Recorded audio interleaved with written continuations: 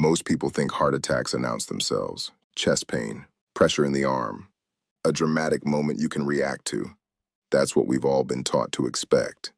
But after 60, the most dangerous cardiac events don't look like that at all. They're quiet. They happen slowly, often while you're asleep. No warning, no time to react, no second chance.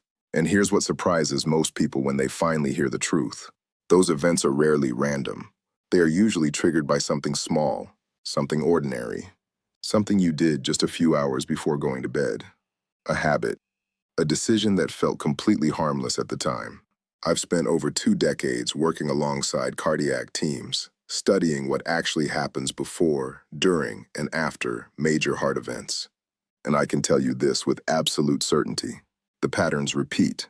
Different patients, different lives, same quiet mistakes happening night after night. Tonight, I'm going to show you 5 of those habits. 5 things that silently increase your risk while you sleep. And more importantly, how to fix them without turning your life upside down. Because this isn't about fear, it's about control. Here's something most people don't realize. Your heart doesn't rest when you go to sleep. It changes how it works. In a healthy body, nighttime is when your blood pressure naturally drops. Your heart rate slows. Your blood vessels relax. It's a built-in recovery system. But after 60, that system becomes less reliable.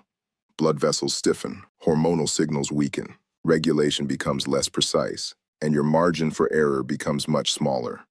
During the day, your body can compensate. It has backup systems. At night, many of those systems are offline. Your body is running with minimal support. And that's exactly why the hours between midnight and early morning are the most dangerous for heart attacks and strokes in people over 60. Not when you're active, not when you're stressed, but when everything seems calm. And here's the part that changes everything. What happens during those hours is largely determined by what you did before you went to bed. The food you ate, the medication you took or didn't take, the environment you slept in, small decisions, big consequences. Let's start with the first one. Let me ask you something simple. What time did you eat dinner last night? And more importantly, what did that meal look like? For many people over 60, dinner happens late. 8, 9, sometimes even 10 at night. A full plate, carbohydrates, meat, maybe something fried. Then the couch, then bed within an hour or 2. It feels normal. It feels harmless. But from a cardiovascular perspective, this is one of the most underestimated stresses you can put on your heart. Here's what's happening inside your body. When you eat a large meal, your digestive system demands a significant increase in blood flow. Your heart has to pump harder. Blood pressure rises. Fat levels in your blood spike within hours. Now combine that with sleep. Your body expects the evening to be a period of recovery.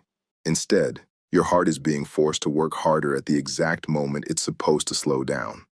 Those 2 signals are in direct conflict. And in a body over 60, where blood vessels are less flexible and arteries may already be narrowed, that conflict becomes dangerous. Nighttime blood pressure stays elevated. The risk of acid reflux increases, which can trigger stress responses in the body. And most importantly, your cardiovascular system never fully enters its recovery state. This is why late eating is strongly associated with higher rates of nighttime cardiac events. Not because the food itself is dangerous, but because of the timing. The solution here is simple, but powerful. Finish your main meal by 6 or 7 in the evening. If you need something later, keep it light. Protein, vegetables, something easy to digest. Give your body at least 3 hours to settle before sleep. That one adjustment alone can significantly reduce the stress your heart experiences at night. Now let's move to something even more critical.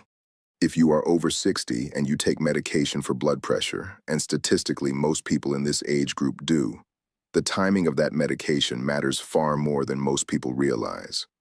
Blood pressure is not constant throughout the day. It follows a rhythm. It rises in the morning, peaks in the afternoon, and is supposed to dip at night. But in many people over 60, that nighttime dip doesn't happen. Instead, blood pressure stays elevated, or even spikes in the early morning hours. This condition is called nocturnal hypertension, and it's one of the most dangerous forms of high blood pressure because it often goes completely unnoticed. While you sleep, your arteries are more vulnerable. A sudden increase in pressure during these hours is more likely to damage the arterial wall, trigger plaque rupture, and lead to a heart attack or stroke. Now here's the problem. If you only take your medication in the morning, it may not be providing protection when you need it most. And if you occasionally forget it, you may be completely unprotected during the most critical hours of the night. This is where a simple conversation can make a massive difference. Talk to your doctor about timing. Ask whether taking your medication in the evening might offer better protection for your specific situation. For many patients, it does. This is not a complicated change, but it is a powerful one. Because in cardiology, timing is not a detail. It can be the difference between protection and vulnerability. And most people never even think to ask about it. Now let's move to something that many people overlook completely, but it may be one of the strongest risk factors of all. I want you to think about this for a moment. Do you snore? Or has anyone ever told you that you snore loudly, irregularly, or that you sometimes stop breathing in your sleep? Most people treat that as a joke, an annoyance, something to laugh about or ignore. But after years of working around cardiac patients, I can tell you this clearly. Snoring is not always harmless. In many cases, it's a warning sign, a condition called sleep apnea, and it's one of the most underdiagnosed cardiovascular risks in people over 60. Here's what actually happens during an apnea episode. You stop breathing, sometimes for 10 seconds, sometimes 30, sometimes longer. Your oxygen levels drop. Your brain senses danger and triggers a stress response. Adrenaline surges, your heart rate spikes, your blood pressure jumps suddenly, and then your body jolts itself back into breathing. Now imagine that happening not once, but 20, 30, even 50 times in a single night. Every night, what does that do to your heart? It keeps your cardiovascular system in a constant state of stress. It prevents deep, restorative sleep. It accelerates damage to your blood vessels, and it dramatically increases your risk of serious events. Sleep apnea is strongly linked to heart attacks. It is closely associated with irregular heart rhythms like atrial fibrillation, and it significantly increases the risk of stroke. But here's the most dangerous part. Most people don't know they have it. They wake up tired. They feel sluggish during the day, but they never connect it to what's happening at night. The warning signs are often subtle. Morning headaches, dry mouth, frequent trips to the bathroom at night, waking up feeling like you didn't sleep at all, or that brief moment of gasping or choking that you quickly forget. If any of that sounds familiar, this is not something to ignore. Talk to your doctor about a sleep study, because treating sleep apnea doesn't just improve sleep, it protects your heart. Now let's talk about something that seems completely logical, and that's exactly why it's so easy to get wrong. Many people over 60 deliberately drink less water in the evening. They want to avoid waking up during the night. They want uninterrupted sleep. And on the surface, that makes perfect sense. But from a cardiovascular standpoint, going to bed even slightly dehydrated can create a real problem. When your body is dehydrated, your blood becomes thicker. It doesn't flow as easily. In a younger body, that's usually manageable. But in a body where arteries may already be narrowed, that change matters. Now combine that with sleep. Your heart rate slows. Your circulation naturally becomes less active. You're lying still for hours. And now your blood is thicker, moving through vessels that may already be restricted. That combination increases the likelihood of clot formation. And this is one of the reasons why serious cardiac events often occur in the early morning hours. Not because something sudden happened, but because conditions were building quietly throughout the night. The solution is simple. Drink a glass of water before bed. Not excessive, just enough. Keep another glass near your bed in case you wake up. You don't have to choose between sleep and heart protection. Your body is asking for balance, and giving it that balance can reduce a risk most people don't even realize they have. Now there's one more factor that almost nobody considers, but your heart feels it every single night. Let me ask you one more question. What temperature is your bedroom at night?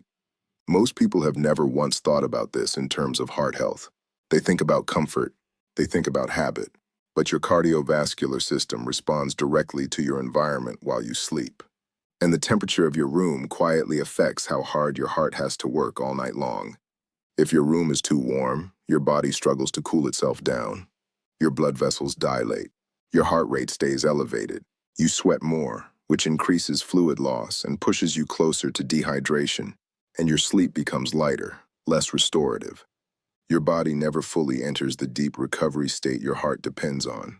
Now the opposite. If your room is too cold, your blood vessels constrict. They tighten to preserve heat. That increases resistance in your circulatory system.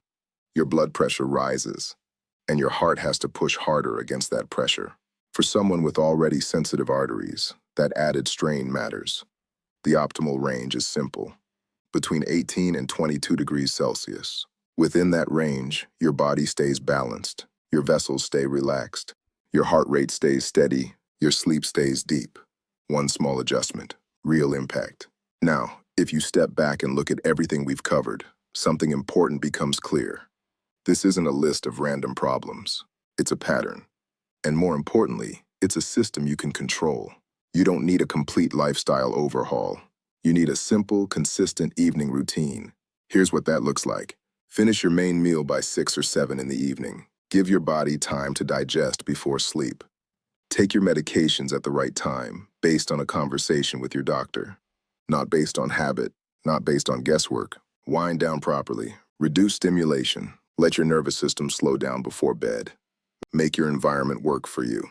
Set the temperature. Keep water nearby. Pay attention to your breathing during sleep. These are small actions, but together, they change the conditions your heart operates in for 1/3 of your life. And that matters more than most people realize. I want to tell you something honestly, not as a script, as someone who has seen what happens when these patterns are ignored. I've stood in rooms at 3 in the morning where everything was quiet just hours before. I've seen patients who went to bed feeling fine and never understood what went wrong.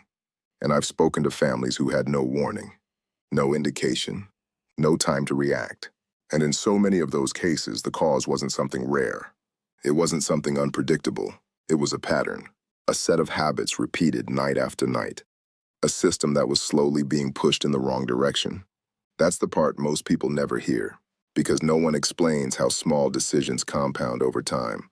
But now you know, and that changes things, because this is not about fear. It's about awareness. And more importantly, it's about action. Tonight.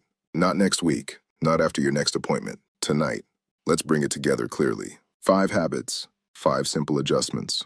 Finish eating earlier. Talk to your doctor about medication timing. Take snoring seriously. Stay properly hydrated. Control your sleep environment. That's it. Nothing extreme. Nothing complicated. Just consistent, intentional decisions. So here's my question for you. Which of these habits do you recognize in your own routine? Be honest with yourself, because recognition is the first step toward change. If this helped you see something differently, share it with someone who needs to hear it. A partner, a parent, a friend, someone who would never think to connect their evening routine with their heart. And one last thing, everything I've shared here is general information based on clinical patterns and research.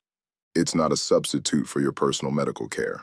Before making any changes, especially to medication, speak with your doctor. Because good decisions come from clear conversations. Take care of your heart. It's been working for you every single night of your life. Now it's your turn to take care of it, starting tonight.